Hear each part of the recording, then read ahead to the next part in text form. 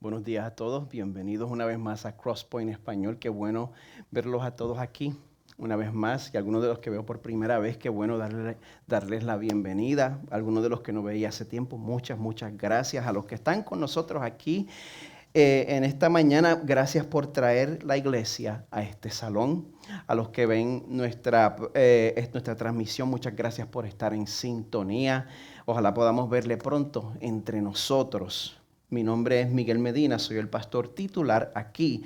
Si todavía no he tenido la oportunidad de saludarle, yo espero que usted me conceda ese privilegio hoy. Y si nos estaba visitando por algún tiempo y todavía no nos hemos sentado a tomar un café, pues hoy es un buen día para que usted no me deje escapar y para que quedemos en dónde y cuándo. Así que no deje que me escape, para mí va a ser un placer. Antes de continuar, bueno, número uno, quiero unirme a toda la gente que está felicitando a Minelia en su cumpleaños. Te amamos, Minelia. A todo el mundo se le hizo muy fácil preparar todos estos detalles porque tú eres muy especial para nosotros. Gracias por la manera en que nos sirve. Esas son las maneras en las cuales alguien se hace mella en los corazones de uno. Y antes de comenzar la prédica, yo quiero llamar la atención, no sé si usted sabía, a las nuevas tarjetas que nos acaban de llegar. En pantalla pueden apreciar tanto la parte del frente como la parte de atrás. Pueden ver lo sencillas que son. Tienen nuestro nombre, tienen nuestra información de contacto. Como notarán, no tienen foto de mi cara, así que no vamos a asustar a nadie. Así que si usted es el tipo de persona que las va a compartir donde quiera que vaya, les quiero dejar saber que al lado de la consola de sonido está la caja. Tenemos más o menos 500 de esas tarjetas. Sírvase sin pena. Sírvase sin pena ninguna, pero le pido que lo haga solo si tiene pensado compartirla. Bien. Y si no lo ha hecho antes, pues esa es una de las cosas que Dios nos puede capacitar para hacer a través de su Espíritu. Si quiere probarlo en algo, pruébelo en eso. ¿Sí? Así que bueno, ahora vamos a continuar con nuestra serie basada en el Evangelio de Marcos, donde ya hemos llegado al punto donde Jesús estaba estremeciendo el mundo religioso de los judíos del primer siglo. Yo diría que de la misma manera que hace falta que lo haga hoy en día.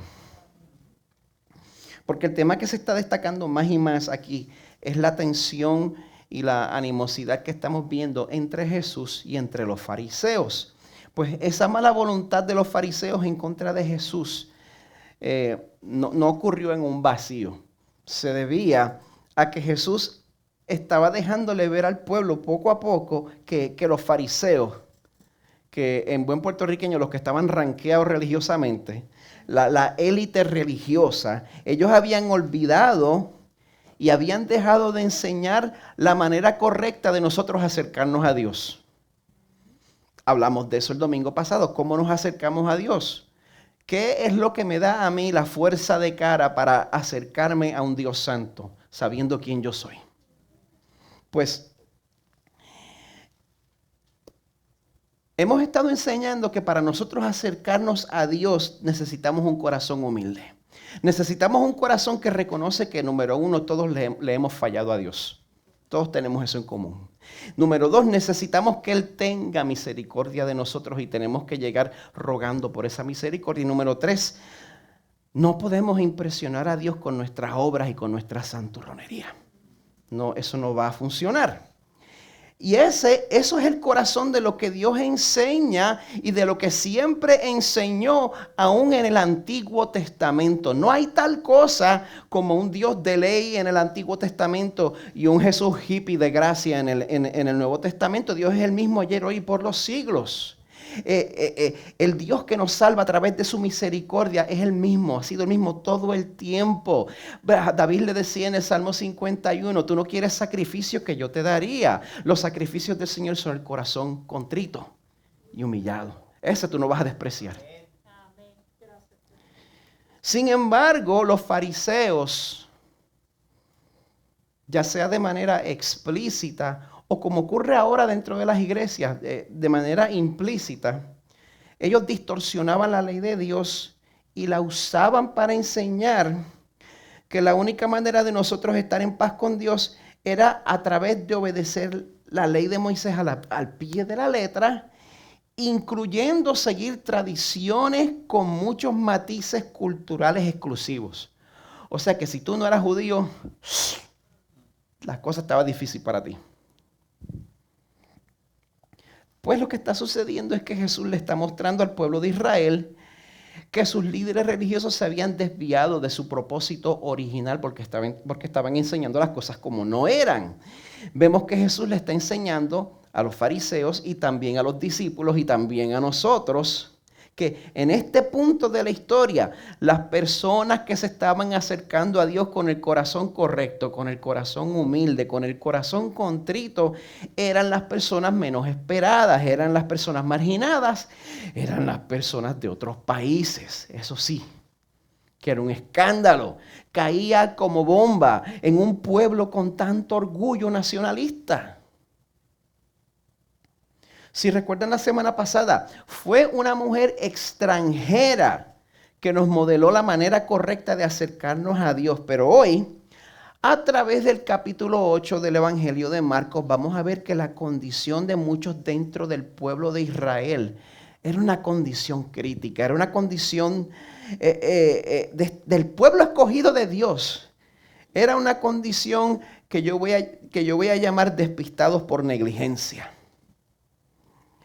Así que les voy a pedir que busquen en sus Biblias Marcos 8, 1 al 21. Vamos a cubrir la primera parte de este capítulo 8.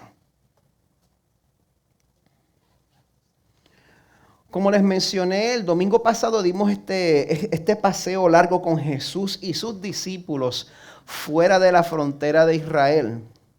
Ellos habían cruzado a la costa del mar Mediterráneo en el territorio que hoy en día se considera parte del Líbano. Si recuerdan allí, pues ellos estuvieron en Tiro, en Sidón. Allí Jesús tuvo el encuentro con la mujer Sirofenicia. Y de allí ellos toman el camino largo hacia la región de Decápolis, la cual, como pueden ver, queda al sudeste del mar de Galilea.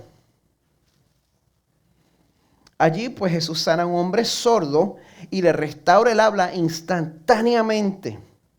Pues varios comentaristas creen que en este punto del Evangelio de Marcos, ellos todavía están en esta región de Decápolis. Todavía estaban ahí, al sudeste del mar de Galilea. Y esa localidad hace sentido cuando nosotros vemos los viajes que ellos terminan haciendo al final de este capítulo. Así que vamos a leer juntos en Marcos 8, 1 al 21. Yo tengo la Nueva Biblia de las Américas, la cual dice así.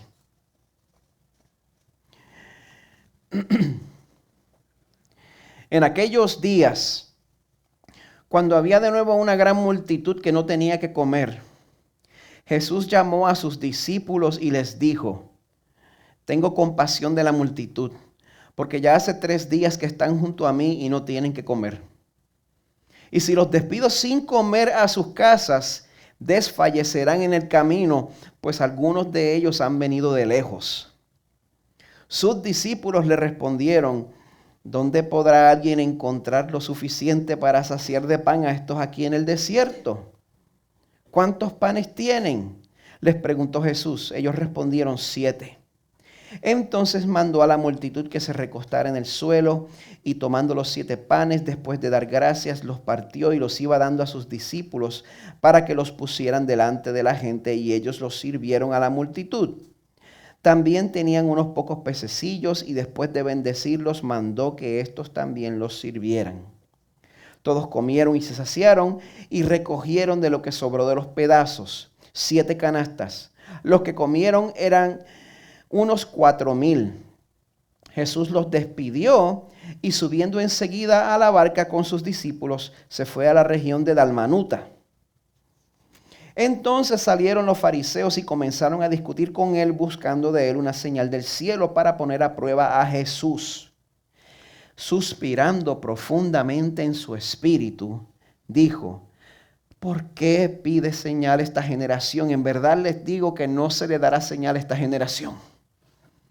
Y dejándolos, se embarcó otra vez y se fue al otro lado del lago.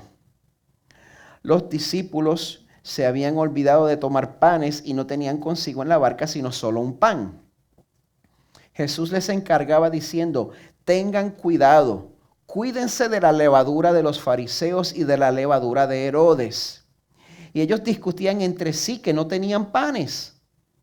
Dándose cuenta, Jesús les dijo: ¿por qué discuten que no tienen panes? Aún no comprenden ni entienden. Tienen el corazón endurecido. Teniendo ojos no ven, teniendo oídos no oyen. ¿No recuerdan cuando partí los 5 panes entre los 5,000? ¿Cuántas cestas llenas de pedazos recogieron? 12, le respondieron. Y cuando partí los 7 panes entre los 4,000, ¿cuántas canastas llenas de los pedazos recogieron? 7, le dijeron. Entonces les dijo: aún no entienden. Palabra del Señor.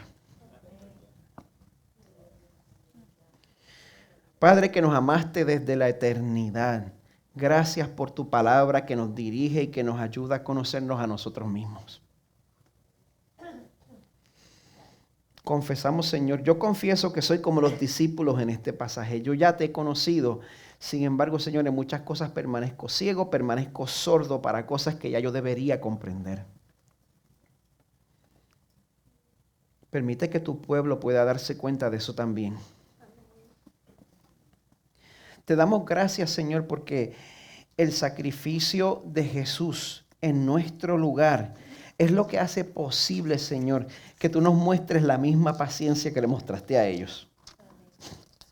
Esa es la razón por la cual nosotros venimos ante ti, Señor, confiados. Por eso pedimos, Señor, que tu Espíritu nos dé ojos para ver y oídos para oír. Ayúdanos, Señor, mientras esperamos ese día en el cual al fin vamos a poder ver todo con claridad. Para tu gloria, en el nombre de tu Hijo Jesús. Amén. Tan pronto se inventaron la tecnología para enviar los mensajes de texto, se hizo necesario despertar conciencia a lo largo de todo el mundo sobre el peligro de manejar distraído. Porque tenemos que admitir que por lo menos en un momento de nuestras vidas, la mayoría de nosotros, aunque haya sido solamente en una ocasión, llegamos a manejar con una mano mientras enviábamos un mensaje de texto con otra. Yo quiero ver quién es verdaderamente, moralmente superior aquí. Si usted nunca lo hizo, levante la mano.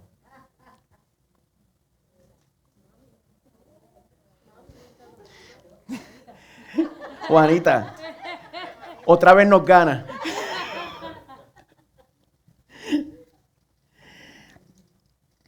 Cuando nosotros hacemos algo así, nosotros estamos prestando atención. Estamos prestando solamente parte de la atención que deberíamos estar prestando a la tarea de conducir un carro. Solamente fracción de la atención que deberíamos estar prestando. Porque en vez de estar pendiente a todo lo que tenemos enfrente, mientras el carro está en marcha, nosotros estamos pendientes a un objeto pequeño justo delante de nosotros. Y no se engañe. Yo mientras me estaba preparando aquí ayer, tomé esta foto sentado donde está sentado mi hijo. Lo que usted ve es un vaso de café encima de la Biblia. Esa foto demuestra que cuando uno está enfocado en lo que uno tiene justo al frente, hace que todo lo demás alrededor se ponga borroso. Y si yo quiero tener una visión panorámica más clara, pues entonces yo voy a tener que desenfocarme de lo que está inmediatamente delante de mí. Esa es la única manera que lo vamos a poder hacer. Bueno, yo les quiero proponer que dentro de los planes de Dios para nosotros, para su pueblo, hay misiones esenciales en las cuales nosotros debemos permanecer enfocados. El Señor tiene cosas para nosotros hacer que son de urgencia, que son de importancia. El problema es que hay tantas otras cosas que compiten por nuestra atención. Cosas que son importantes para nosotros, cosas que tienen mucho valor para nosotros, pero cosas que no son parte de nuestra misión esencial. Cosas que nos hacen sacrificar nuestras responsabilidades principales en el altar de lo secundario. Porque lo secundario se hace pasar por urgente. Por eso yo creo que la palabra de Dios nos quiere decir en esta mañana: no permitas que asuntos de menor importancia te distraigan de lo principal.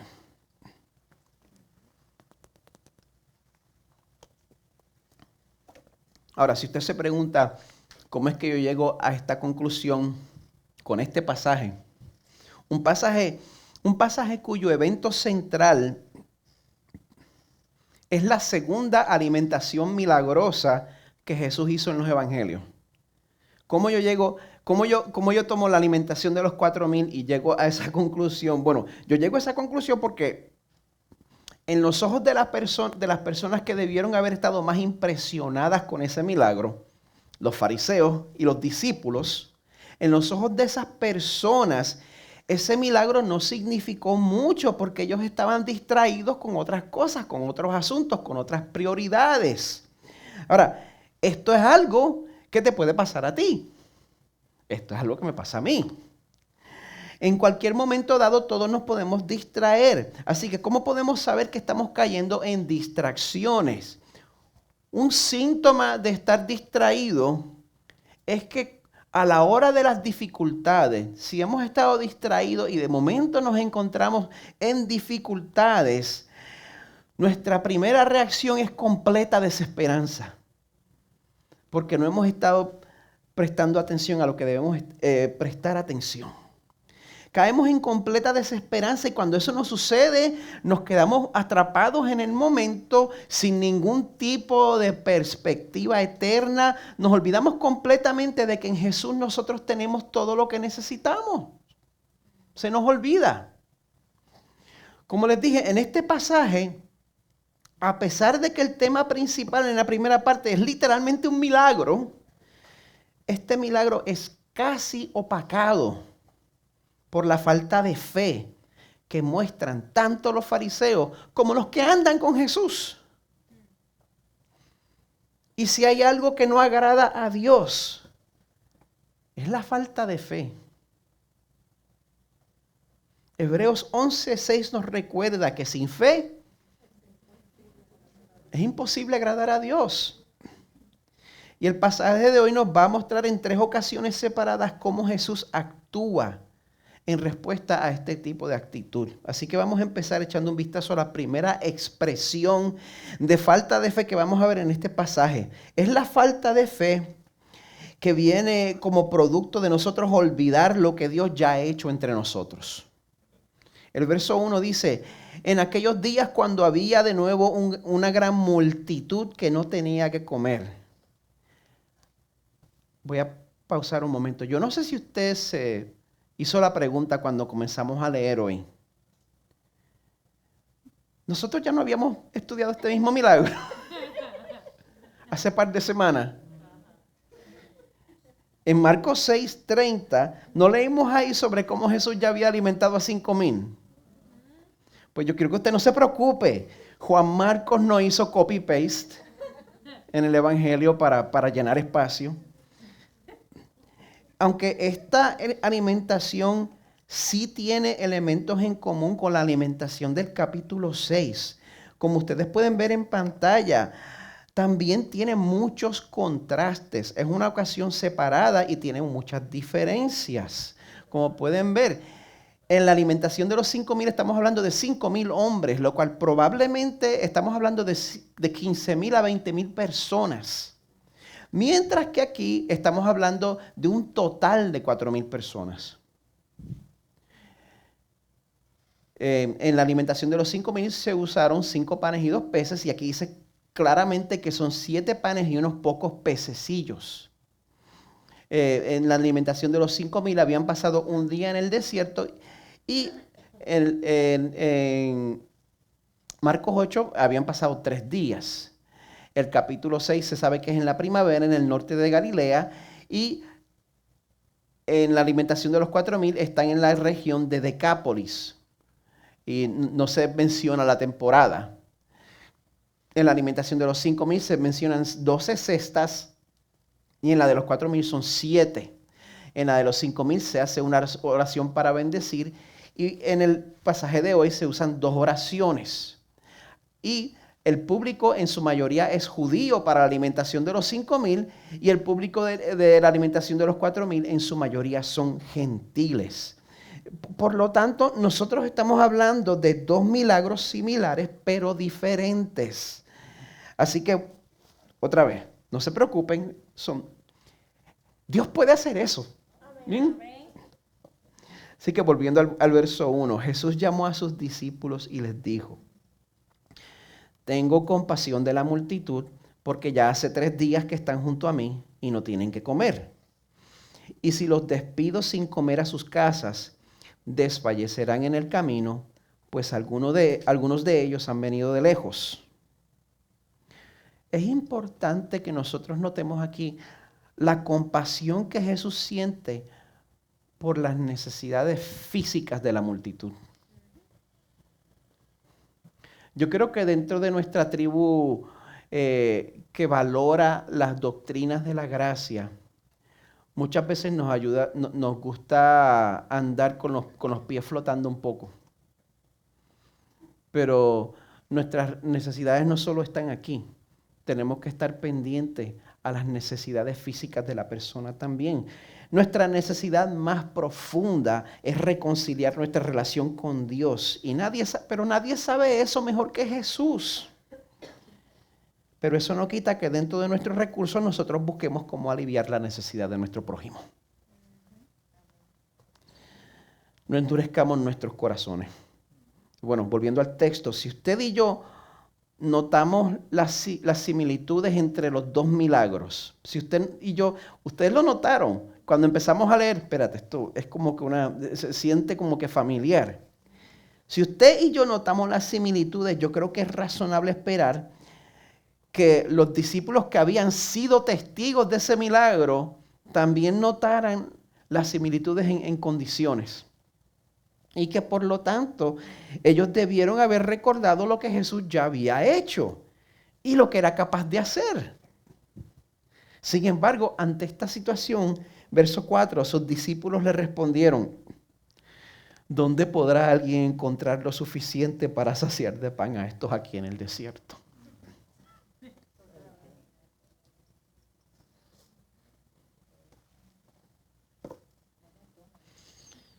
No sé.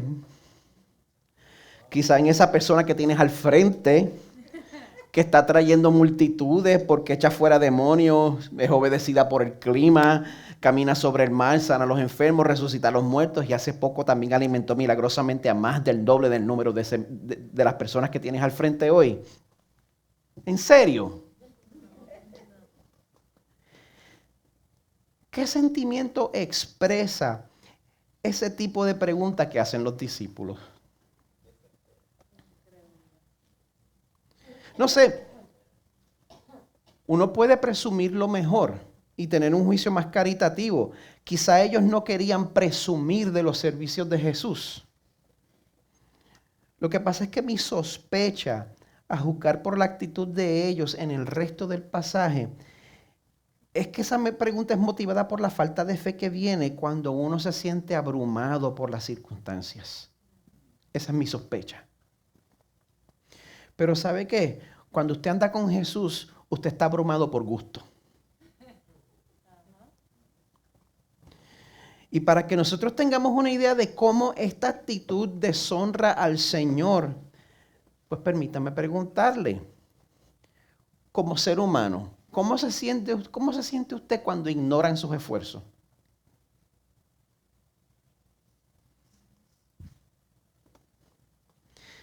Me acuerdo que los mormones tenían un anuncio que decía: cuando ignoran tus logros, priva a usted y a sus hijos de los momentos de mayor satisfacción. Estoy bien viejo.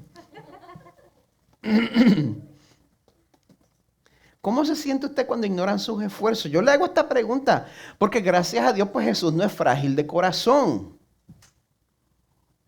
Pero en cualquier momento dado, si usted le da rienda suelta a su falta de fe, su hermano, su hermana, su líder, su pastor que le está sirviendo. Sí puede ser frágil de corazón. Sin embargo, a pesar de esto, la compasión de Jesús es más poderosa que la falta de fe de los discípulos. Versos 5 al 10. ¿Cuántos panes tienen?, les preguntó Jesús. Ellos respondieron, 7. Entonces mandó a la multitud que se recostara en el suelo, y tomando los 7 panes, después de dar gracias, los partió y los iba dando a sus discípulos para que los pusieran delante de la gente, y ellos los sirvieron a la multitud.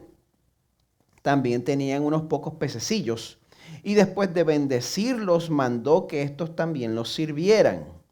Todos comieron y se saciaron, y recogieron de lo que sobró de los pedazos 7 canastas. Los que comieron eran unos 4,000. Jesús los despidió y subiendo enseguida a la barca con sus discípulos se fue a la región de Dalmanuta. Gloria a Dios porque Él opera muy independientemente de nosotros. Porque Él no necesita que yo tenga una actitud o la otra para Él cumplir su propósito. Yo digo eso, gente, porque es un insulto a la soberanía de Dios sugerir que nuestra medida de fe limita el poder de Dios de alguna manera en nuestras vidas. Yo he oído eso. Su medida de fe puede limitar la bendición que usted experimente, pero nunca limita el poder de Dios. Y Dios va a cumplir su propósito. Aquí claramente Jesús ministra y provee para la multitud a pesar de la actitud de los discípulos. Y por ridículo que parezca, a pesar de todos los milagros hasta este momento, aparentemente los discípulos habían olvidado quién estaba con ellos en el momento de la prueba. ¿Cómo hacemos eso nosotros? ¿Cómo tendemos nosotros a olvidar al que prometió que estaría con nosotros todos los días hasta el fin del mundo y que no miente? Nuestros corazones tienden a irse a la deriva, de igual manera. Por eso Dios nos llama a recordar frecuentemente lo que Él ya ha hecho por nosotros. Eso tiene que ser un ejercicio común en nuestras vidas, un ejercicio que nosotros hacemos regularmente. Por eso comenzamos esta mañana diciendo junto al salmista, me acordaré de las obras del Señor. Ciertamente me acordaré de tus maravillas antiguas. Hay valor en eso. También está el Salmo 103, versículo 2. Bendice alma mía a Jehová y no olvides ninguno de sus beneficios.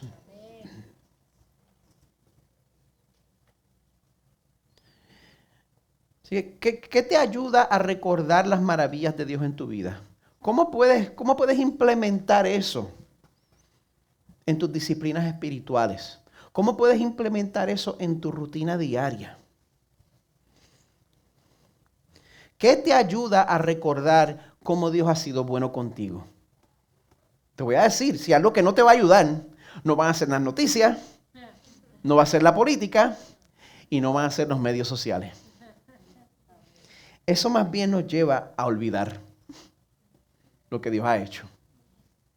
Y la segunda expresión de falta de fe que vamos a ver en el pasaje de hoy es la que viene como producto de nosotros ignorar lo que ya sabemos que Dios ha hecho entre nosotros. Porque está olvidar y también está ignorar. Eso es completamente diferente. Y esta cosa no me está respondiendo. David, can you choose slide 15 for me? Una cosa es olvidar el favor de Dios en medio del diluvio de información que nos rodea. Pero nosotros persistir en tener dureza de corazón a pesar de que los datos son claros. Ese es el nivel de negligencia criminal que mostraban los fariseos. En el verso 11 parece que justo antes de ellos salir en el barco, dice, salieron los fariseos y comenzaron a discutir con él. Buscando de él, ¿saben qué estaban buscando de Jesús? una señal del cielo para poner a prueba a Jesús. Pruébanos que tú eres el Hijo de Dios. Danos una señal del cielo. En este punto, los fariseos salen a su encuentro con una actitud hostil desde un principio. Dice, comenzaron a discutir con él. ¿Por qué ellos exigían que Jesús le diera una señal del cielo?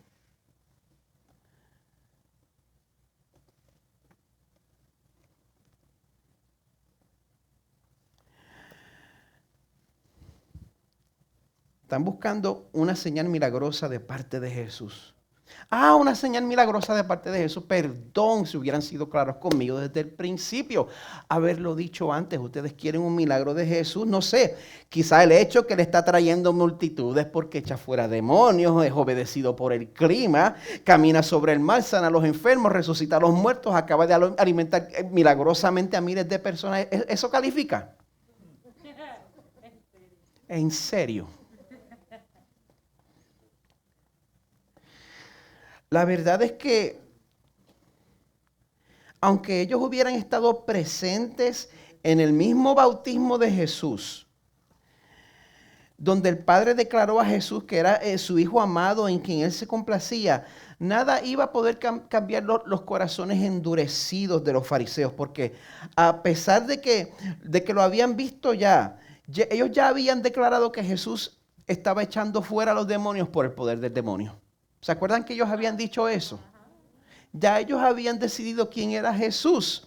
Y ellos habían cruzado un punto del cual no iban a poder regresar. Y nada los iba a satisfacer. Nada los iba a satisfacer. Por eso Jesús no pierde el tiempo con ellos. Les dice el verso 12a. Suspirando profundamente en su espíritu. Cuando alguien va a hablar contigo y lo primero que hace es...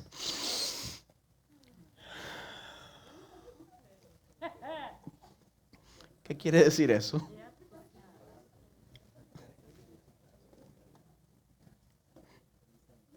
¿Qué quiere decir eso? Que lo que sigue después de eso no va a ser bueno.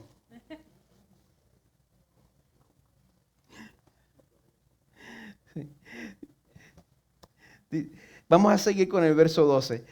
Dijo, ¿por qué pide señal esta generación? En verdad les digo que no se le dará señal a esta generación. ¿Ya? Cerró el asunto ahí, de manera tajante. Y dejándolos se embarcó otra vez y se fue al otro lado del lago. Dios muestra misericordia cuando nosotros somos despistados porque todos nacemos con esa condición. Pero cuando ese despiste es por negligencia y nosotros insistimos en mantener nuestros corazones duros a pesar de la evidencia, entonces usted sabe qué, Jesús nos abandona a esa ignorancia culpable. Jesús nos abandona a ese despiste negligente. ¿Cuándo nosotros corremos ese peligro? Nosotros corremos ese peligro cuando nos da trabajo aceptar la verdad por causa del orgullo. ¿Usted alguna vez se ha visto en esa posición?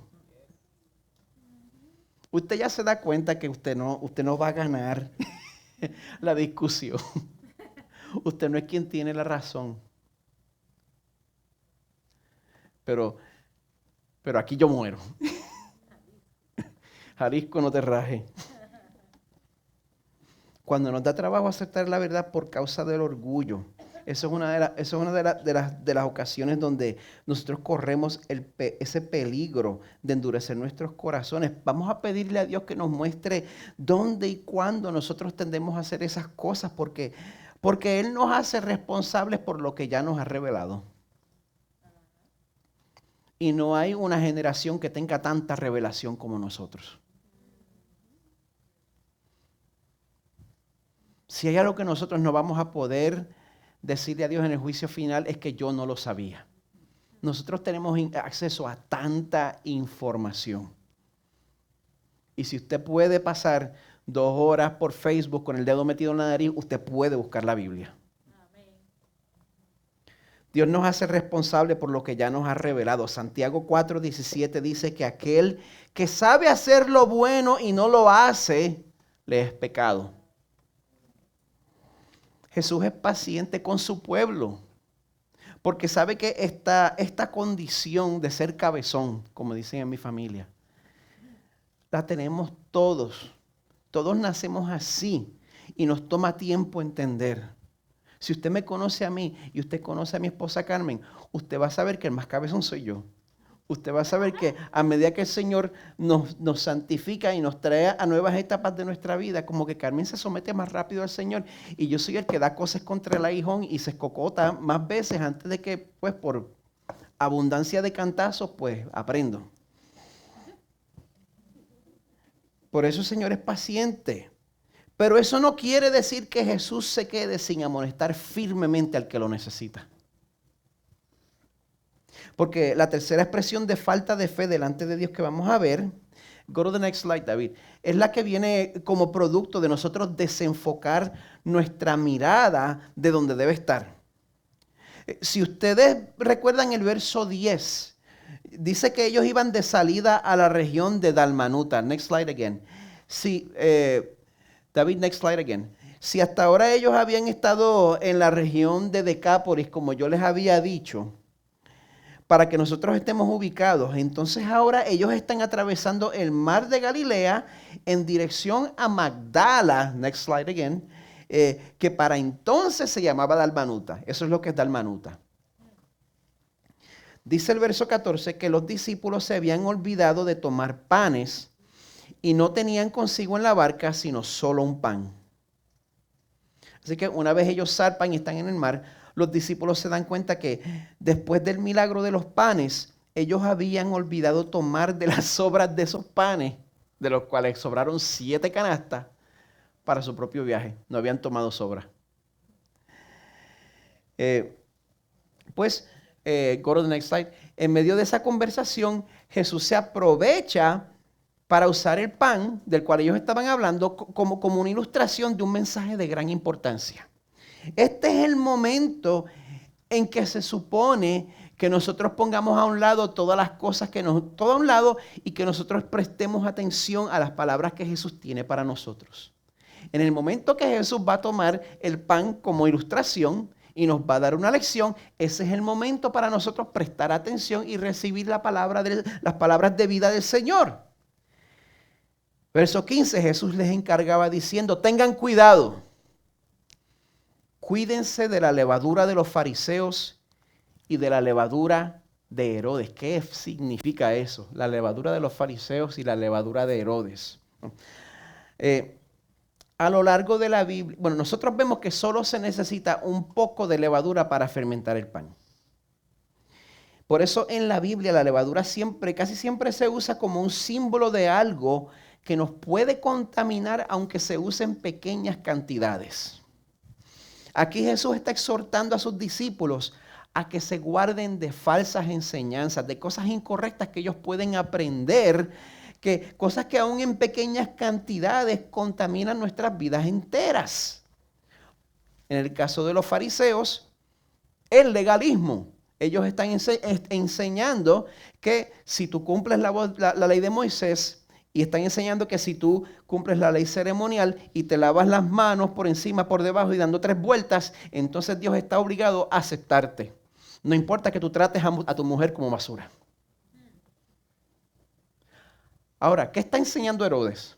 Si se acuerdan de Herodes, Herodes era alguien que respetaba a Juan el Bautista, o sea que él tenía un poco de simpatía por el mensaje cristiano, pero él había sido completamente seducido por la sensualidad. Así que tenemos las 2 zanjas en el camino del cristiano, la zanja del legalismo y la zanja del libertinaje.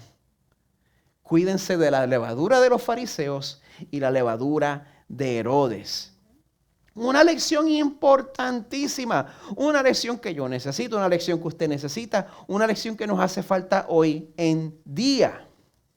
Así que, ¿cómo reaccionaron los discípulos a esta palabra tan grande del maestro? Bueno, de la misma manera que nosotros reaccionamos a lo que Dios tiene para nosotros cuando estamos empeñados a estar pendientes a otra cosa que nosotros consideramos más urgente, cuando estamos más pendientes al dinero, a la política, al poder, al control, etcétera.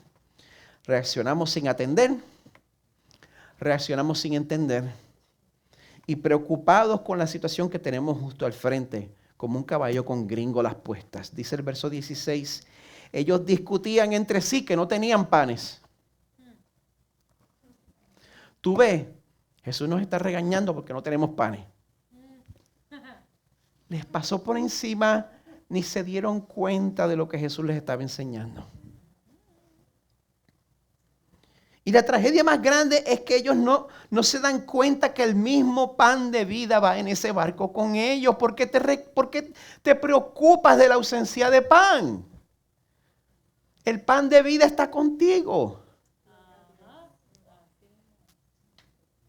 Así que a Jesús esto le está bonito. Les da una clase de regaño. Jesús los amonesta fuertemente. Verso 17, dándose cuenta, Jesús les dijo, ¿por qué discuten que no tienen panes? Esa desesperación de que no tengo nada, me voy a morir de hambre, eso es ateísmo práctico. Eso es vivir como si Dios no existiera. Usted puede decir que usted es cristiano, pero si a la hora de la prueba usted es presa del pánico, usted está viviendo como si Dios no existiera. Aún no comprenden ni entienden. Parece que no. Es bien interesante que él dice aún. Y yo creo que eso llama atención al hecho de que es nuestra condición. Nosotros nacemos sin entender y nuestro proceso de entender es gradual. El Señor nos va revelando cada vez más y vamos creciendo más en el entendimiento y en el conocimiento de Él. Así que, pero obviamente se supone que ellos entendieran a un nivel que no estaban entendiendo todavía. Por eso les pregunta, ¿tienen el corazón endurecido? Teniendo ojos no ven, teniendo oídos no oyen. Parece que ese era el caso, por lo menos en parte. Porque entonces aquí pues les dice, ¿no recuerdan cuando partí los 5 panes entre los 5,000? Parece que no se acordaban. Bueno, les pregunta, ¿cuántas cestas llenas de pedazos recogieron? Entonces volvieron a la vida. 12, le respondieron. Pues entonces sí recordaban, parece. Y cuando partí los 7 panes entre los 4,000, ¿cuántas canastas llenas de los pedazos recogieron? 7, le dijeron. No, están... Se me salen los puertorriqueños, estaban amolados. Next slide. Entonces les dijo, aún no entienden.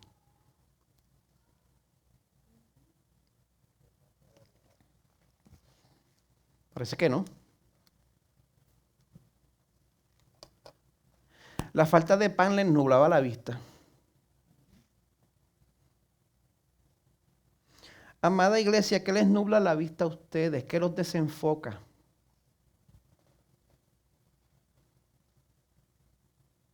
Todos tenemos ese evento. Hay que saber cuál es. Usted tiene que saber cuál es ese evento que le aplica a usted. ¿Cuál es el evento que lo desenfoca? Tristemente, las distracciones son parte de las armas del enemigo en contra del pueblo de Dios y últimamente estamos experimentando el tipo de distracción que divide el cuerpo de Dios innecesariamente. Distracción por preferencias, por políticas, por doctrinas secundarias y por tradicionalismo. Y aunque usted sea miembro de Crosspoint Español, usted sigue corriendo ese peligro de distraerse. Porque, por ejemplo, este par de horitas de influencia a la semana que usted me concede a mí, este par de horitas a la semana que usted concede cuando se une a nosotros durante el grupo de estudio y aplicación, ese par de horitas nunca va a poder competir con quien en verdad lo está discipulando usted. Su laptop. Ese es quien en verdad lo está discipulando usted, mucho más que yo. Su comentarista político preferido lo está discipulando más que yo. Y su comentarista político probablemente no es ni cristiano. Su comentarista político preferido probablemente está más interesado en los intereses de un partido que en la voluntad del Señor para su vida. Su comentarista político preferido nunca lo va a conocer usted.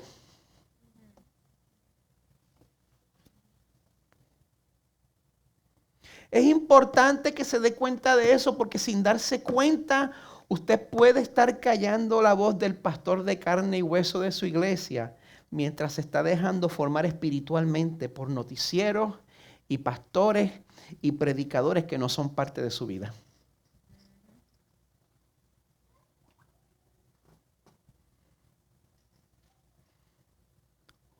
¿Usted está bajo influencia de quién?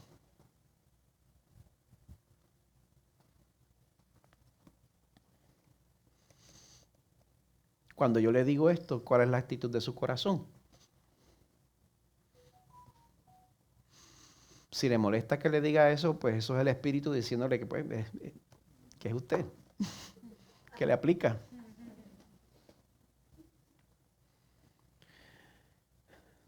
Todos nos despistamos.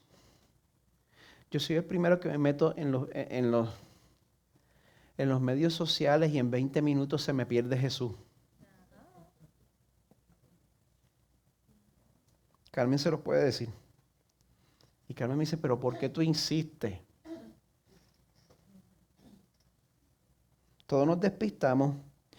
Mi esperanza es que nuestro despiste no pase de ser inocente a negligente. ¿Me entienden? Que nuestro despiste no pase de ser inocente a negligente. Al principio dije que su hermano, su hermana, su líder, su pastor es frágil de corazón, pero Dios siempre es paciente para su pueblo. Siempre es paciente para su pueblo, para los que Él ama. Él nos exhorta en Isaías 55, empezando en el verso 6. Busquen al Señor mientras puede ser hallado, llámenlo en tanto que está cerca. Abandone el impío su camino. Usted es cristiano, no importa, preste atención a esto. Abandone el impío su camino y el hombre malvado sus pensamientos y vuelva hacia el Señor, que tendrá de él compasión. Al Dios nuestro, que será amplio en perdonar. ¿Sabe por qué? ¿Por qué Dios es amplio en perdonar? Porque mis pensamientos no son los pensamientos de ustedes, ni sus caminos mis caminos, declara el Señor. Concédame este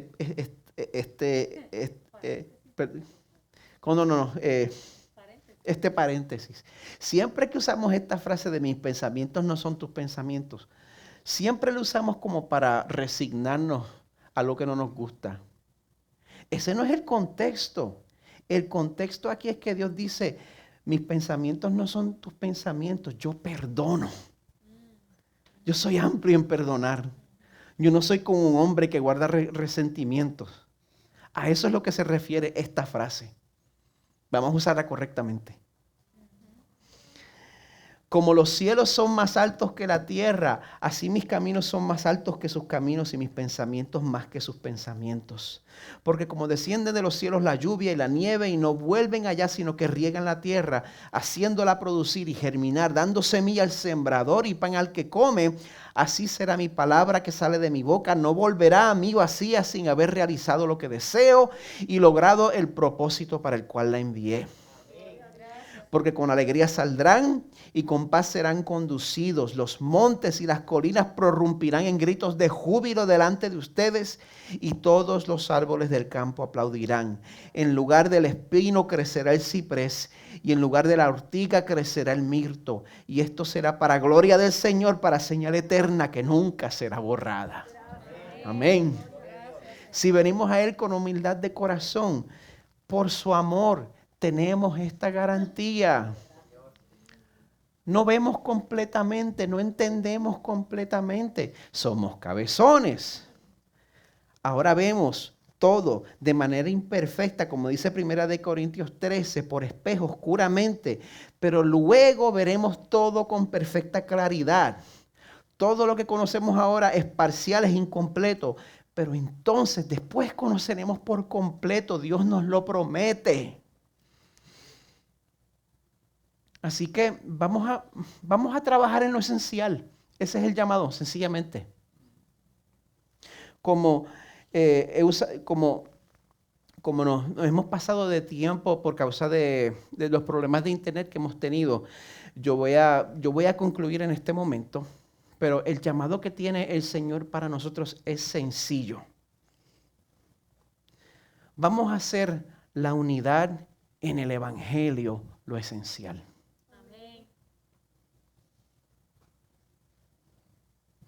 Nosotros estamos locos por encontrar algo que nos divida. Y cuando yo digo que buscamos la unidad, no es que yo estoy buscando un kumbaya hippie. Estoy hablando de Juan 17. Estoy hablando de la prioridad de Jesús en Juan 17:11, que seamos uno. Las prioridades de Jesús. Si nosotros hacemos la unidad en la cruz, lo esencial, todas esas otras cosas que nosotros consideramos tan importantes van a ser, oigan esta frase, van a ser reunidas en Cristo. Vamos a ocuparnos en lo esencial. Todas las otras cosas secundarias van a ser al final reunidas en Cristo. Efesios 1, 7 al 10. En Jesús tenemos redención mediante su sangre, el perdón de nuestros pecados según las riquezas de su gracia, que ha hecho abundar para con nosotros en toda sabiduría y discernimiento, nos dio a conocer el misterio de su voluntad, según la buena intención que propuso en Cristo, con miras a una buena administración en el cumplimiento de los tiempos, es decir, de reunir todas las cosas en Cristo, tanto las que están en los cielos como las que están en la tierra. Dios se va a encargar de todos los asuntos. De todo. Porque se encargó del asunto más grande, su salvación. Y esa salvación vino a un gran costo, la muerte de Jesús. Para que Dios lo salvara a usted, tuvo que matar a su hijo. Podemos estar seguros de que Él nos dará lo que ha prometido. Así que vamos a honrar el deseo de Jesús en Juan 17:11 de permanecer en unidad. Y vamos a confiar en que Dios va a llevar a este mundo a un desenlace que le va a traer gloria. Amén. Amén.